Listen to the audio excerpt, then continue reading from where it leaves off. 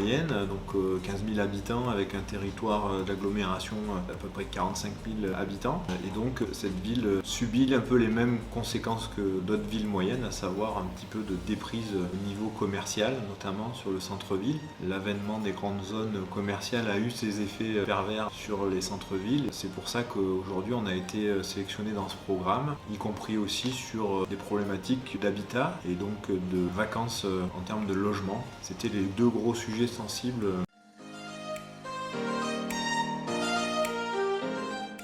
Notre but, nous, c'est démocratiser le numérique auprès des gens de toute l'agglo. Donc on a un lieu ici où tout le monde peut venir. On accompagne les gens déjà par nos missions en tant qu'espace de vie sociale de la CAF. Donc les gens peuvent venir faire leurs démarches ici. On va les aider à faire des démarches administratives ou même créer un compte sur internet, avoir un email. On joue aussi un rôle de conseiller, on accompagne un peu les collectivités sur leurs démarches, leurs projets.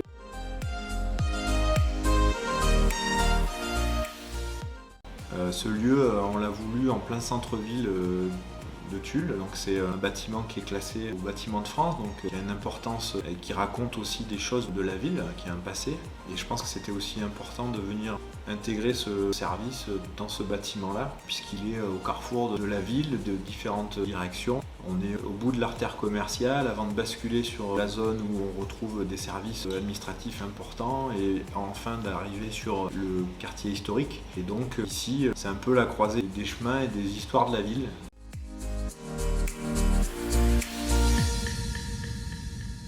C'est vrai qu'on est dans un environnement qui est très rural, on est une ville à la campagne et c'est vrai que naturellement on peut se dire le numérique c'est peut-être pas la priorité, sauf qu'en fait aujourd'hui concrètement c'est dans la vie de tous les jours. En fait au lieu de subir finalement c'est d'agir et d'être acteur, donc de mettre à disposition et les outils et les lieux et les personnes capables d'accompagner cette transition numérique qui peut faire peur mais qui en soi est censée être au contraire facilitateur. Campus Connecté, c'est un espace où on va pouvoir accueillir des étudiants qui suivent un cursus universitaire dans une autre université, donc un cursus qui peut être suivi à distance.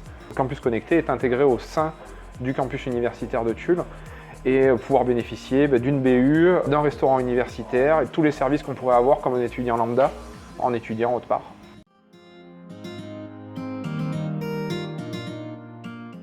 On avait une faiblesse sur ce domaine-là et on est parti du constat qu'il fallait faire de cette faiblesse une force. Cette faiblesse, elle était amplifiée par notre situation aussi dans un territoire rural, âgé, avec des entreprises également qui avaient des difficultés à venir s'implanter. Et donc c'est tout naturellement qu'on est parti dans ce domaine où on était, je vais dire, plus que perfectible. Donc on ne pouvait que progresser. Donc il y avait aussi cette notion de dire, quoi qu'on fasse, on sera toujours meilleur que ce qu'on a actuellement.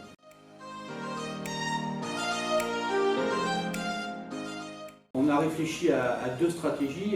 La première, c'est de se concentrer sur la formation et ensuite sur l'accès à l'ensemble de notre population, qu'elle soit âgée mais aussi jeune ou active et qui n'avait pas forcément les moyens, j'allais dire, d'avoir le matériel ou les compétences pour utiliser le numérique. Comme c'est nouveau, pour certains c'est toujours difficile de franchir le pas. Pour d'autres, c'était une évidence, c'était une nécessité, donc il y a toujours ce choc, j'allais dire, des cultures. Évidemment, comme dans toute nouveauté ou choix, j'allais dire un petit peu perturbant ou novateur, il y a toujours cette notion de savoir si on est sur le bon créneau ou pas. Force est de constater qu'on ne s'est pas trompé.